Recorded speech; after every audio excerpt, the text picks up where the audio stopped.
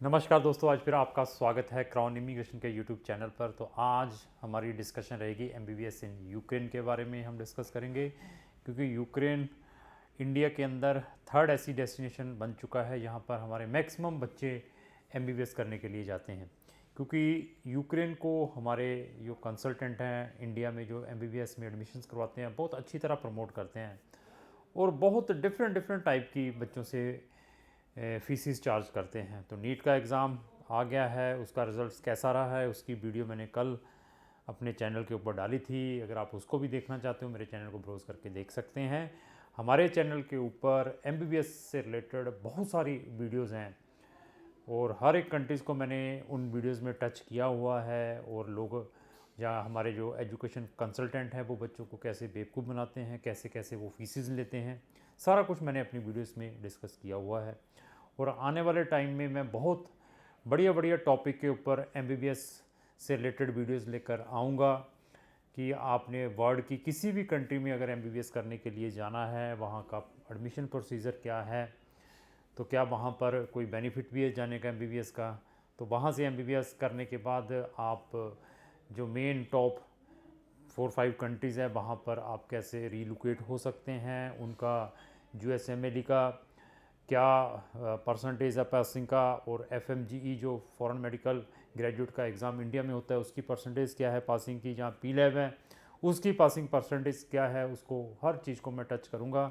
अगर आप उस तरह की भी वीडियोस देखना चाहते हैं जो मैं अभी लेटेस्ट वीडियोस डालूँगा अपने चैनल के ऊपर, तो आप हमारे चैनल को इमीडिएटली सब्सक्राइब कर लें और साथ में लगे हुए बेल आइकन को ज़रूर पुश करें, उसको ज़रूर दबाएं, ताकि जो भी मैं वीडियो डालूं सबसे पहले उन्हीं के पास आए जिन्होंने हमारी बेल आइकन को दबाया हुआ है। चलो आज हम यूक्रेन के बारे में डिस्कस करेंगे। मार्केटिंग इसकी बहुत हो रही है और डिफरेंट डिफरेंट वे से डिफरेंट डिफरेंट कंसल्टेंट बच्चों को मोटिवेट करते हैं। तो वर्ल्ड के अंदर जहाँ पर जो मैक्सिमम स्टूडेंट्स जाते हैं वो चाइना की मार्केटिंग ख़राब होने के कारण जो यूक्रेन वाले एजेंट बड़े खुश हैं, कहते हैं अभी अभी बड़ा स्टूडेंट आएगा हमारे पास। रशिया वाले भी जो एजेंट्स हैं वो भी बड़े खुश हैं कि हमारे पास स्टूडेंट्स बहुत आएगा। इसी तरीके से छोटी छोटी कंट्रियों में भी बेचारे हमारे स्टूडेंट एमबीबीएस करने के लिए जाते हैं। कौन सी कंट्रियाँ ये हुआ, आर्मीनिया हुआ, जॉर्जिया हुआ, अजरबैजान हुआ, बेलारूस हुआ, उज़्बेकिस्तान हुआ, किर्गिस्तान हुआ, उनमें भी जाते हैं बच्चे, क्योंकि हर एक बच्चे का अपना अपना टेस्ट है। तो हम आज यूक्रेन के बारे में डिस्कस करेंगे। यूक्रेन के अंदर टोटल जो अप्रूव्ड, जो कि हमारी मेडिकल काउंसिल, जिसको मेडिकल काउंसिल ऑफ इंडिया आज की डेट में, जिसको हम ये भी कह सकते हैं, क्या कह सकते हैं, नेशनल कमीशन, जो नेशनल मेडिकल कमीशन बना है इंडिया के अंदर, तो उसके अंदर उन्होंने टोटल यूक्रेन की 22 यूनिवर्सिटीज़ को अप्रूव किया हुआ है। अगर आप उन यूनिवर्सिटीज़ को देखना भी चाहते हैं तो आप उनकी वेबसाइट पर जाकर देख सकते हैं। उसका मैंने लिंक भी अपने डिस्क्रिप्शन बॉक्स में लगा दिया है। इसी तरीके से वर्ल्ड मेडिकल डायरेक्टरीज़ है जो स्कूल्स की, उसके अंदर भी अगर आप चेक करते हैं यूक्रेन के अंदर कौन कौन सी यूनिवर्सिटीज़ हैं, तो उसके अंदर आपको 20 यूनिवर्सिटीज़ मिलेंगी यूक्रेन की। यहाँ पर बच्चे हमारे मेडिकल करने के लिए, एमबीबीएस करने के लिए जाते हैं। तो वो 20 यूनिवर्सिटीज़ कहाँ कैसी हैं, क्या प्रोसीजर है, वो मैं अब सारे का सारा अपनी वीडियोस के थ्रू बताऊंगा। तो हमारे एजेंट्स फीसें कैसे लेते हैं, तो यूक्रेन में जब भी आप किसी भी कंसल्टेंट के पास जाएंगे तो वो पहले साल की फ़ीस आपको उसके अंदर, अगर वहाँ पर 4000 यूरो की या डॉलर की फ़ीस है, 4000 डॉलर की फ़ीस है, तो उसके अंदर वो क्या करेगा, उसके अंदर पहले ही 2000 या 2500 डॉलर प्लस करके बताएगा। अगर 4000 तो कहेगा कि पहले साल की 6500 डॉलर की फ़ीस लगेगी। तो उसके बाद और क्या टोपी पहनाएगा आपको, वो टोपी ये पहनाएगा कि हम अपने क्या लेते हैं, वन टाइम सर्विस चार्जेस भी लेते हैं। वो मिनिमम 1500 यूएस डॉलर से स्टार्ट होकर 3000 यूएस डॉलर के हैं। आपका जो कंसल्टेंट ये भी आपसे लेगा। इसके अलावा आपको टोपी कहाँ पहनाएगा, इंडिया में भी हम सर्विस चार्जेस लेंगे। वो किस चीज़ के सर्विस चार्जेस हैं, बताएगा कि मैंने आपका इनविटेशन करवाना है, वीज़ा करवाना है, डॉक्यूमेंट ट्रांसलेशन करवाने हैं, और व्हाट्सएवर कह के वहाँ पर इंडिया में भी 1.5 लाख से लेकर कितना लेगा, 2.5 लाख रुपया। तो अभी ये देखिए कि कितने सर्विस चार्जेस वो आपसे पैसा कमा रहा है। लेकिन जितने भी अभी मैं सर्विस चार्जेस आपको बताऊँगा, आपकी मैं बहुत अच्छी सेविंग्स करवा सकता हूँ अगर आपने यूक्रेन में जाना है हमारी वीडियो देख के लोग हमें गाली भी निकालते हैं, जो कंसल्टेंट है इस फील्ड के अंदर, कि यार ये हमारा भी धंधा बंद करवाएगा। मैं धंधा बंद करवाने को तो नहीं कहता, मैं ये कहता हूँ कि एटलीस्ट जो जेन्युइन चार्जेस हैं उसको आप चार्ज करें। सॉरी, मेरा जो नीचे गिर गया था पेज, इसको ले रहा हूँ। तो अभी जो मैं पहले बात करूं, जो FMGE जो फॉरेन मेडिकल ग्रेजुएट एग्ज़ाम्स 2019 में हुआ था इंडिया के अंदर, उसके अंदर यूक्रेन की 18 यूनिवर्सिटीज़ का ये रिज़ल्ट है मेरे पास। 18 यूनिवर्सिटीज़ का पासिंग जो परसेंटेज है वो 18 यूनिवर्सिटीज़ की है। किसी यूनिवर्सिटी का 100 आया है, किसी का 50 आया है, किसी का 30 आया है, किसी का 23 आया है। ये मेरे पास 18 यूनिवर्सिटीज़ हैं जहाँ से बच्चे, इंडियन बच्चे MBBS करके आए थे। उन्होंने आकर ये अपना फॉरेन मेडिकल ग्रेजुएट एग्ज़ाम दिया है। तो उनके जो पासिंग परसेंटेज है क्या क्या रहा है, इसका भी मैंने लिंक अपने डिस्क्रिप्शन बॉक्स में लगा दिया जी। 2019 का है पासिंग परसेंटेज। तो मैं ये नहीं कहता कि मैं ये एक्सक्लूसिवली, जब मेरी मोनोपोली है, मैं ये यूनिवर्सिटी यूक्रेन के अंदर प्रमोट कर रहा हूँ तो आप उसी यूनिवर्सिटीज़ में जाएँ। मैं ये भी लिस्ट लगा दी है। इसके अलावा अगर आपकी सिलेक्शन किसी भी यूनिवर्सिटीज़ की है तो उसमें भी मैं आपका 100% एडमिशन करवा सकता हूँ विदाउट एनी प्रॉब्लम। और अभी हम अपने सर्विस चार्जेस के ऊपर आते हैं। सर्विस चार्जेस से पहले हम कुछ फैक्ट एंड फिगर के बारे में डिस्कस करेंगे यूक्रेन के। वो भी ज़रूरी है ना कि यूक्रेन जाना है, यूक्रेन मालूम ही नहीं कहाँ पे है। यूक्रेन की जो, अभी यूक्रेन को बहुत सारे कंसल्टेंट ये कह के भी भेजते हैं कि यूरोपियन कंट्री है, वो आपको 100% बेवकूफ़ टोपी पहना रहे हैं। यूक्रेन, मैं फिर बता दूं, ये यूरोपियन कंट्री नहीं है। मैं आपको बार बार बता रहा हूं कि हम पिछले 12 साल से जनरल स्टडीज़ को डील करते आ रहे हैं। शेंगन कंट्रीज़ के we are very very specialised, European countries के we are very very specialised. Even Australia, New Zealand, US, Canada में भी जाना है बच्चे ने अपने हायर स्टडीज़ के लिए, टूरिज़्म के लिए, उसमें भी हम बच्चों की हेल्प करते हैं। तो ये यूरोपियन कंट्रीज़ नहीं है, यूरोपियन कंट्री नहीं है यूक्रेन।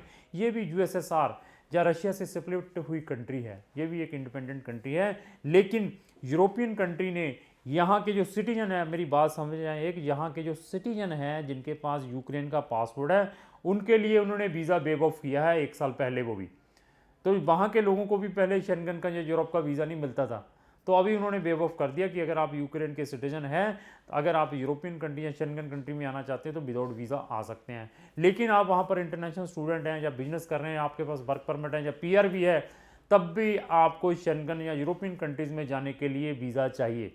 ये मेरी बात समझ लें।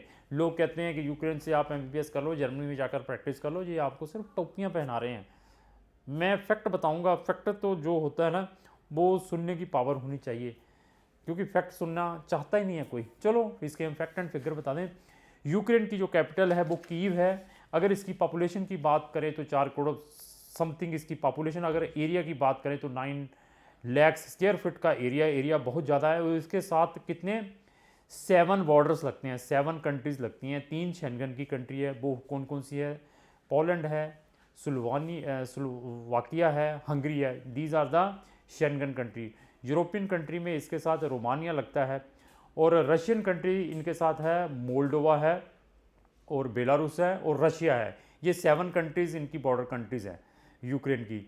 यूक्रेन जो पार्ट था रशिया का, ये बहुत ही पोटेंशियल पार्ट था।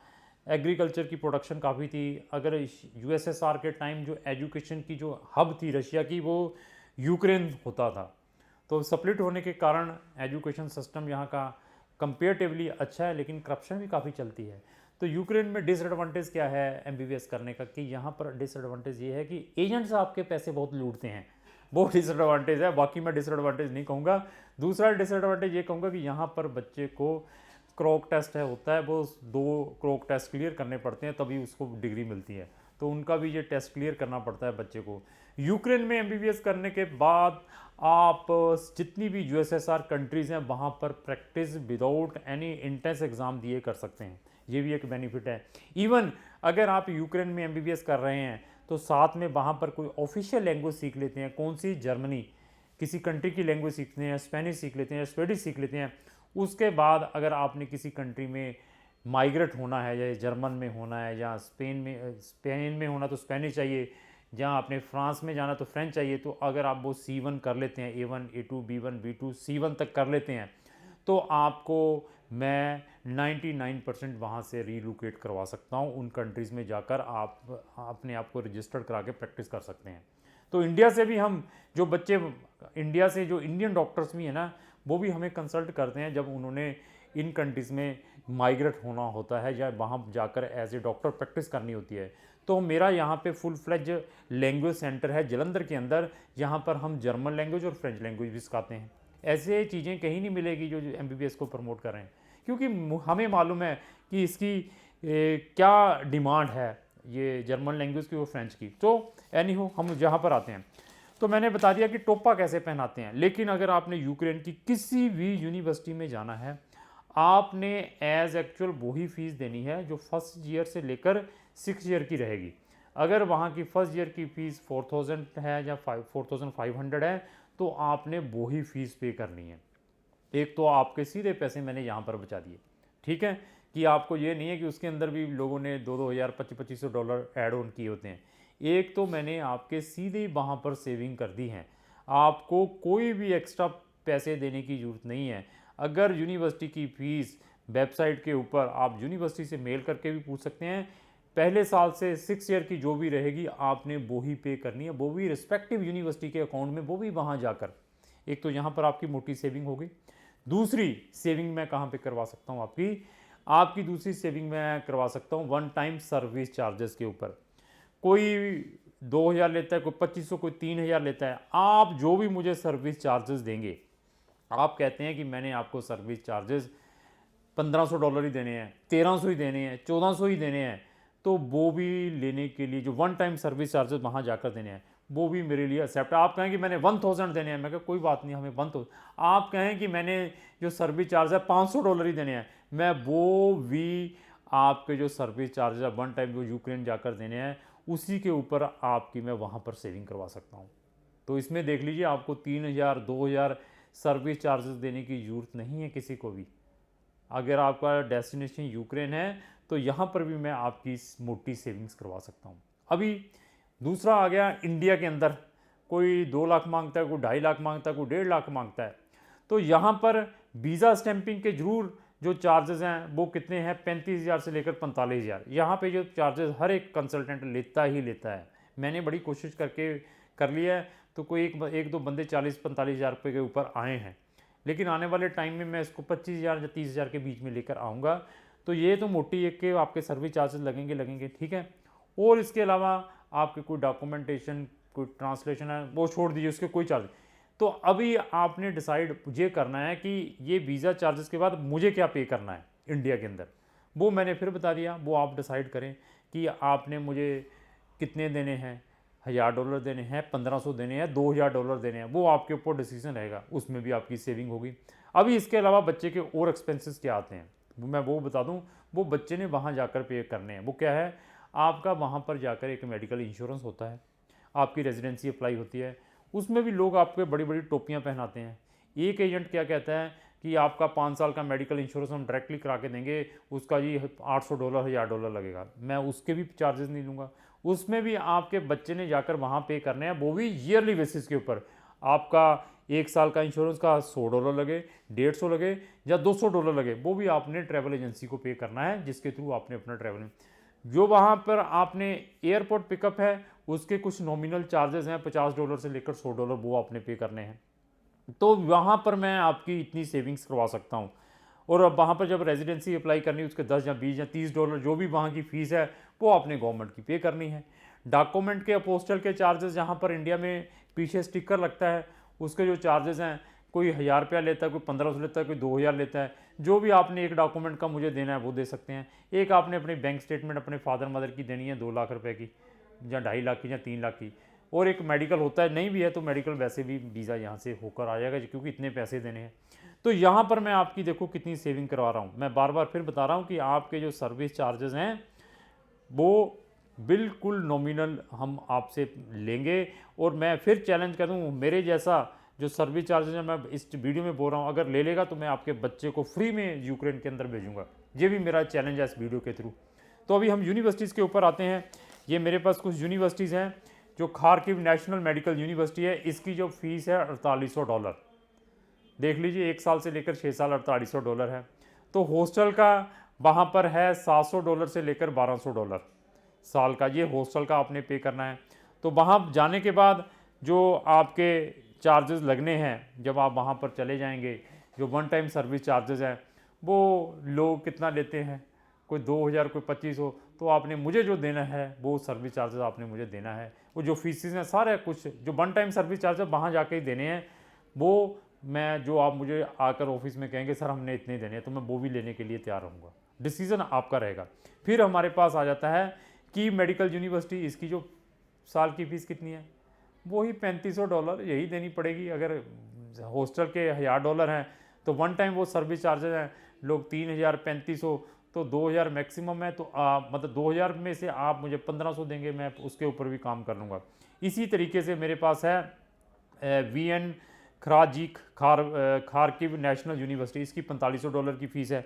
इसी तरीके से मेरे पास मैंने बताया था ना कि लिस्ट है जो फॉरेन मेडिकल ग्रेजुएट जो एग्ज़ाम हुआ था 1900, यहाँ पर जो मेन यूनिवर्सिटी नंबर 1 पे हैं जिसका 100% पासिंग परसेंट रहा है वो है BN खराजीन खारकिव नेशनल यूनिवर्सिटी। इसमें भी एडमिशन लेना है, क्रॉन इमिग्रेशन आपका एडमिशन करवा सकती है। इसी तरीके से हमारे पास है यूक्रेन मेडिकल एकेडमिक, इसमें भी जो परसेंटेज है पासिंग है 50% है, इसमें भी हम आपका एडमिशन करवा सकते हैं। इसी तरीके से हमारे पास है बोकोविनियन स्टेट मेडिकल यूनिवर्सिटी, इसका पासिंग परसेंटेज 30%। ये जितने भी पासिंग परसेंटेज लिखे हैं इसके अकॉर्डिंग अगर आपने यूक्रेन की किसी भी यूनिवर्सिटी में एडमिशन लेना है तो क्रॉन इमिग्रेशन से संपर्क करें। क्रॉन इमिग्रेशन आपकी 100% हेल्प कर सकते हैं। ये छोटी मोटी यूक्रेन जैसी कंट्री हमारे लिए कुछ भी नहीं है। हम तो बड़ी बड़ी कंट्रीज से साथ डील कर रहे हैं। USA जैसी एक भी कंसल्टेंट बता दे आपका जो मेडिकल से जो प्रमोट कर रहा है MBBS इन फॉरेन कंट्री, जो कि US, कनाडा, ऑस्ट्रेलिया, न्यूजीलैंड जैसी कंट्री के वीज़ास को डील करता हो या वहाँ की MBBS को डील करता हो, कोई नहीं मिलेगा। ये हम ही मिलेंगे धाकड़, जो कि प्रैक्टिकली जिनको नॉलेज है हर एक कंट्री से। ये तो हम कंट्री समझते कुछ नहीं है, ये यूक्रेन हुआ, कोई बेलारूस हुआ या रशिया हुआ, China, these countries are giving the 100% visa without any problem. Even the universities वहाँ की जितनी भी है they are welcoming to the international student, easily admission देते हैं। बट एजेंट्स गलत आने के कारण, इसका डिग्री बड़ी होने के कारण जो हमारे जो गलत एजेंट है बड़े बड़े पैसे कमाना उन्होंने स्टार्ट कर दिया। बट क्रॉन इमिग्रेशन इस इंडस्ट्रीज़ में और इस फील्ड में आ चुका है मेडिकल एडमिशन्स में इन फॉरेन कंट्री में। तो ये अभी जो धंधलेबाजी है उसको आने वाले टाइम में हम काफ़ी रिड्यूस करेंगे। तो लास्टली मेरी यही रिक्वेस्ट है कि अगर आपने MBBS के लिए किसी भी कंट्री में जाना है तो क्रॉन इमिग्रेशन को जरूर संपर्क करें। और अगर आपको ये मेरी वीडियो अच्छी लगी तो इसको लाइक एंड शेयर करना ना भूलें। Thank you.